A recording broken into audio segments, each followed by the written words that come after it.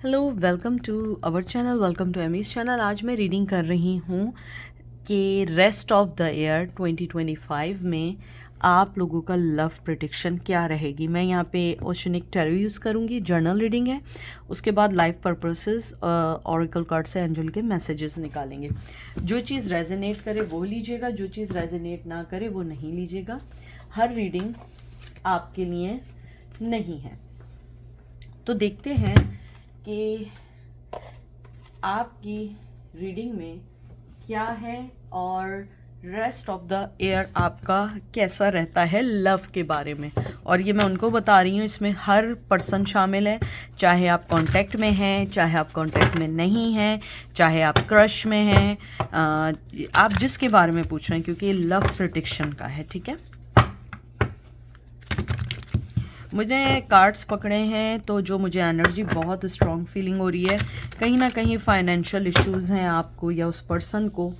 तो शायद प्यार मोहब्बत की इस टाइम शायद आपके पास या उस पर्सन के पास अभी इस वक्त इतनी जगह नहीं है।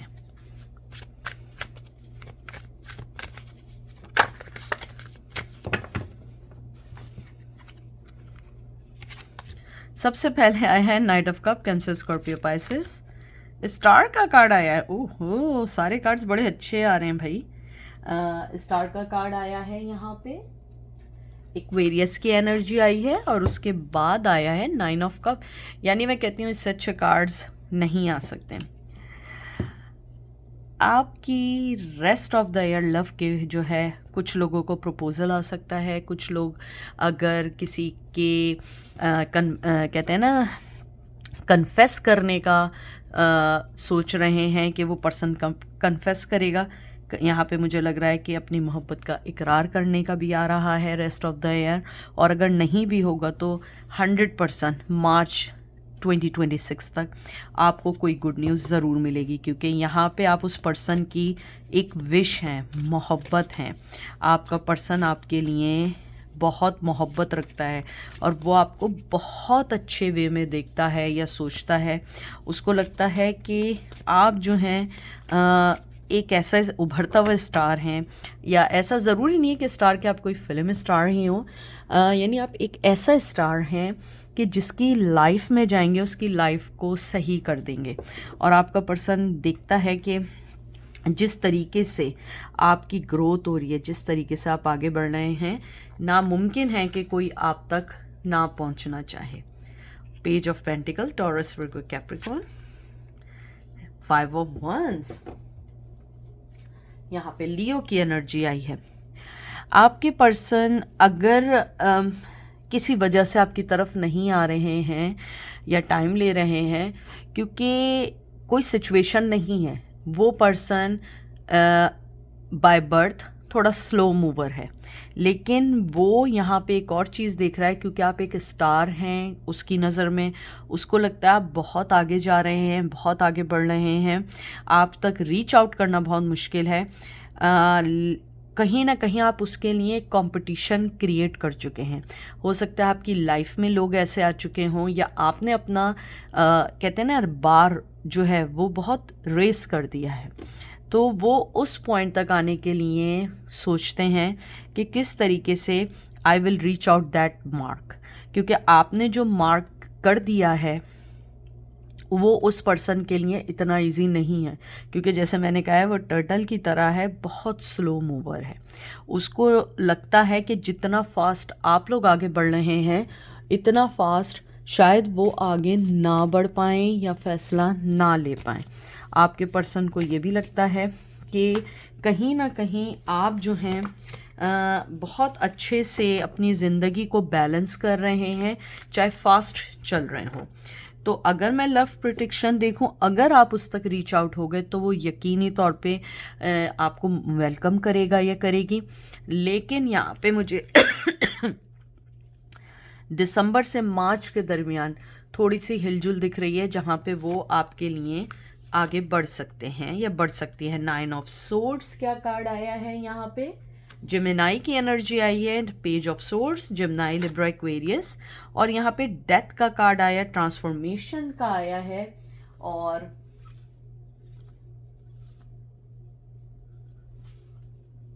स्कॉर्पियो की एनर्जी है ये। आपकी पर्सन अगर वो लेट हुआ तो वो एक ट्रांसफॉर्मेशन मोड में है, अपने आप को चेंज कर रहे हैं या कर रही हैं। मैं आपको ये बता दूं, वो पर्सन बहुत ज़्यादा एंजाइटी में है और उसकी रीज़न ये है कि वो पर्सन देख रहा है कि आप बहुत आगे बढ़ रहे हैं, वो आप तक रीच आउट नहीं है, और कहीं ना कहीं उसको ये भी लगता है कि मैं इतना लेट ना हो जाऊं कि वो आप तक बिल्कुल भी रीच आउट ना हो। मुझे यहाँ पे ये भी लगता है कि वो यहाँ पे जो मुझे एनर्जी है कि जब भी वो आपके पास आएंगे कि उनके पास शायद वर्ड्स ना हो, शायद वो बहुत टॉकेटिव पर्सन नहीं है as compare to you. Maybe you are more talkative person, और ये कह लें कि you are more expressive person than him और हर, और आप अपनी चीज़ों को बहुत अच्छे से पुट टुगेदर करके अपने वर्डिंग्स को, अपने अल्फाजों को लेके बहुत अच्छे से उसको शेयर करना और बात करना चाहते हैं, और वो पर्सन शायद इस चीज़ में बहुत पीछे है। इसीलिए आपकी जो लव है या आपकी जो भी चीज़ है वो उस चीज़ को बीट कर ही नहीं पाते हैं या पाती हैं। अगर वो कुछ कहना चाहते हैं तो वो आपको शायद देख के उनका कॉन्फिडेंस भी ख़त्म हो जाता है। कुछ लोग मुझे लगता है आपसे डरते हैं, आपकी एनर्जी से, आपके वे ऑफ टॉक से डरते हैं। मैं ये नहीं कह रही हूँ कि मैं कह रही हूँ कि वो डरते हैं। मुझे लगता है कि जो मुझे एनर्जी हुई है कि कहीं ना कहीं उनको फीलिंग्स हैं कि मैं जो हूँ अगर कोई बात करूँगा तो या करूँगी तो शायद आप उस चीज़ को अच्छे से ना ले पाएँ। हो सकता है कि उनका शायद इतने चार्मिंग ना हो या चार्मिंग हो लेकिन कॉन्फिडेंस ना हो, क्योंकि आपका यहाँ पे कॉन्फिडेंस देख के शायद वो उस चीज़ को कर नहीं पा रही हूँ। ये सारी चीज़ें मैं सिनेरियोज़ जो बता रही हूँ, जो मुझे एनर्जी फील हो रही है, क्योंकि ये लव प्रेडिक्शन है 2025 की, और लव प्रेडिक्शन में हमारे पास सिर्फ 3-4 महीने रह चुके हैं, क्योंकि इस टाइम चल रहा है अगस्त, सितंबर, अक्टूबर, नवंबर, दिसंबर, 4 महीने रह गए। इस 4 महीने में अगर वो आपकी तरफ आए तो समझ जाएं कि आपने बहुत ज़्यादा अपनी एनर्जी उनकी तरफ भेजी है, जिसकी वजह से ही और she reach out to you और reply to you for anything whatever you thinking. But the thing is that कि अगर आप उन्हें ऐसे ही रखोगे कि वो खुद आएँ, तो मुझे लगता है मार्च तक उनको थोड़ा सा मुश्किल होगा, लेकिन मार्च तक आप कोई ना कोई न्यूज़ सुनेंगे। जजमेंट का कार्ड आया है यहाँ पे, एरीज, लियो, सैज, और 6 ऑफ वंस का कार्ड आया है, लियो की एनर्जी। आपके जो मुझे यहाँ जो लगता है कि मैं एक लास्ट कार्ड और निकाल लेती हूँ, नाइट ऑफ वंस, एरीज, लियो, सैज। आपकी लव प्रेडिक्शन ये है कि आपके पर्सन ने बहुत सारी चीज़ें वक्त पर छोड़ दी हैं, और वो वक्त पे छोड़ने के साथ साथ उन्होंने ये भी सोचा हुआ है कि अगर कोई चीज़ सही हुई तो मैं डेफिनेटली इसमें वर्क करूँगा, क्योंकि 6 ऑफ वन एक सक्सेस का कार्ड है, एक जश्न का कार्ड है। आपके साथ 99% दे नो कि ही और शी विल बी सक्सेसफुल, और कहीं ना कहीं आपके साथ जो एक फीलिंग्स हैं, एक एनर्जी जो कोलैबोरेट होती है, वो चीज़ उन्हें बहुत पसंद है। शायद लाइफ में सब कुछ है सिवाय प्यार के या मोहब्बत के जो आप उन्हें देते हैं, और आपका जो पर्सन है वो मुझे लव प्रेडिक्शन के लिहाज से अगर मैं देखूं तो कहीं ना कहीं उसको आपको थोड़ा सा कहते हैं ना, आपको एनर्जी भेजनी होगी या थोड़ा सा उन्हें पुश करना पड़ेगा, क्योंकि वो पर्सन बहुत बहुत डरते हैं या लेज़ी हैं। मैं देखें, मुझे एक एनर्जी फील हो रही है, अगर आप में से कुछ लोग स्विमर हैं, अगर स्विमर नहीं हैं, पानी की तरफ रहते हैं कहीं, या कहीं समुद्री तरफ रहते हैं, या आउट ऑफ कंट्री बॉर्न हुए हैं, वापस आ गए हैं अपनी कंट्री में, तो उनके लिए स्पेशली स्पेसिफिक मैसेज ये है कि वो पर्सन कहीं ना कहीं आपको लेके बहुत ज़्यादा सीरियस है। सीरियस होने का मतलब ये नहीं है कि कल वो आएगा और शादी का आपको प्रपोजल दे देगा, नहीं। ही और she really serious about your relationship, लेकिन उनको कुछ चीज़ें हैं जिन्होंने होल्ड किया हुआ है। हो सकता है कि ऊपर वाले का सोच के कि ऊपर वाले ने अगर कोई सेपरेशन दी है या मैं नहीं कर पा रहा या नहीं कर पा रही, तो ऊपर वाला जो है उसकी कोई मर्ज़ी है, ऊपर वाले की रज़ा है, या आपका पर्सन इन सब चीज़ों के होने के बावजूद, सीरियस रिश्ते होने के बावजूद, ऊपर वाले की रज़ा में हाँ करने के बावजूद, वो पर्सन चाहता है कि वो आपकी तरफ आए, लेकिन मुझे लगता है कि वो प्लान कर रहा है या कर रही है कि कैसे आए, ऐसे क्या चीज़ बने कि वो आप तक रीच आउट हो सकता है आपके कॉमन फ्रेंड्स हो। अगर कॉमन फ्रेंड्स नहीं है तो उसे पता है आप लोग कहाँ वर्क करते हैं, आप लोग कहाँ रहते हैं, और अगर ये भी नहीं है तो वो कोशिश कर रहा है रीच आउट करने की। अगर आपने उसे ब्लॉक किया हुआ है तो आपको अनब्लॉक करना होगा कि वो आप तक रीच आउट हो जाए, क्योंकि यहाँ पे ब्लॉकेज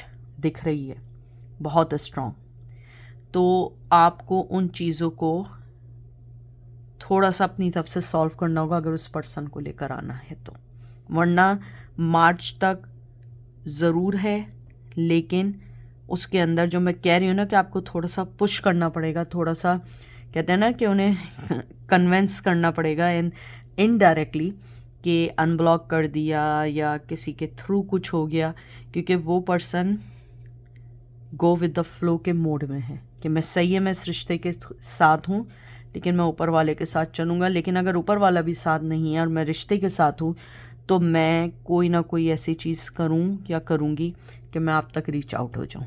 ठीक है, तो ये है आपकी रीडिंग। अब मैं देखती हूँ एंजल आपको क्या मैसेज देते हैं। Crystal, your connection to crystal and gemstone is a channel for the healing energy. फिर हम लास्ट कार्ड निकालेंगे, writing, you heal, inspire, teach and entertain with the words you write. देखिए मैंने आपसे जो बात की थी एग्जैक्टली वही बात आई है, एग्जैक्टली वही बात आई है कि आपको अपनी तरफ से एफर्ट डालने पड़ेंगे। आपका जो वे है, आपकी जो बात करने का तरीका है, या आप जो कहते हैं, जैसे मैंने पहले भी कहा था कि आपको बात करना आती है, शायद उस पर्सन को इतनी बात करना नहीं आती है और वो हर चीज़ को ख़राब कर देता है या ख़राब कर देती है। आपकी वर्डिंग है, आपको बात करना आता है, आप सब कुछ कह सकते हैं। तो एंजल कह रहे हैं कि यू हील और आप इंस्पायर करते हैं, आप एक तरीके से कहते हैं ना टीच करते हैं, एक लेसन देते हैं सामने वाले को कि कैसे आगे बढ़ना है, कैसे रिश्ते को लेके चलना है। आपका जो कनेक्शन है ना वो क्रिस्टल क्लियर है कि आप भी चाहते हैं, वो पर्सन भी चाहता है, लेकिन आप दोनों के दरमियान ना, मैं इसको देखिए मैं उसको ऐसे कहती हूँ, आप दोनों के दरमियान ना एक सही कम्युनिकेशन की ज़रूरत है, बैठ के सही बात करने की ज़रूरत है।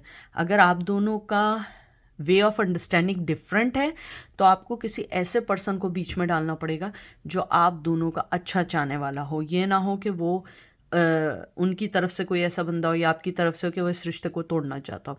आपको एक राइट पर्सन लाना होगा जो आप दोनों को जोड़े, और वो आप दोनों की बात को समझ के, उनको समझ के आपको बताए, आपको समझ के उनको बताए।